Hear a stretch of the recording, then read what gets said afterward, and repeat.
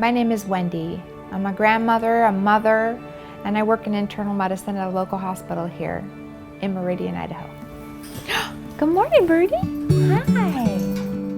I like playing with my grandkids. Honestly, they're a huge part of my life.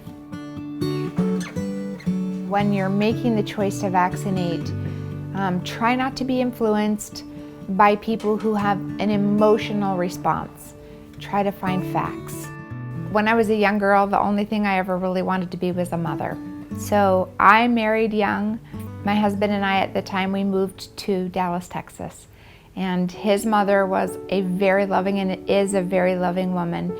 And in her loving way, she taught me not to vaccinate my children. And she gave me views that they were harmful, that they could hurt them, that they might have lifelong illness because of them. So based on the fear that I felt, I didn't vaccinate my children until they were older. And as my children got older and I started having more of them, I had to go into the doctor's office and they would say, "Wendy, why aren't you vaccinating your children?" And it was a little humiliating, embarrassing when they got into school. I even got more opposition. Then when my fourth child, I had just put him down for a nap and he was resting and I kind of dozed off and went to sleep. I actually saw a dream where people were standing in line and their limbs were wounded and they were very sick and they were begging to be immunized. And I woke up out of my sleep and I had tears on my eyes and I was like, what was that? And I just had a very strong feeling, you need to immunize your children. It was like a light switched in my mind and all of a sudden things that seemed dark, I could see them clearly.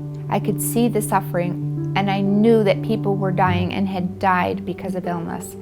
So I immediately went downstairs. I called the pediatrician's office and the nurse was shocked that I was going to make this decision because they had been trying to talk me into it for a good 9-10 years. So I went down to their office and I tearfully held every child in my lap and let them vaccinate them. And I knew I was doing the right thing. I got to see an iron lung. There's actually a couple of them still in Idaho in use today. A vaccination can prevent that suffering. I think it's important to try to discover the truth. The source that I go to for vaccination is the CDC. There's enough illness and disease out there that we don't have to worry about through vaccination. We've got enough to deal with without traveling back and reigniting disease that took the lives of so many, hundreds of thousands of people. If you're hesitant on vaccinating your child, I would just ask you to search for truth. Vaccination is meant to preserve us, not harm us.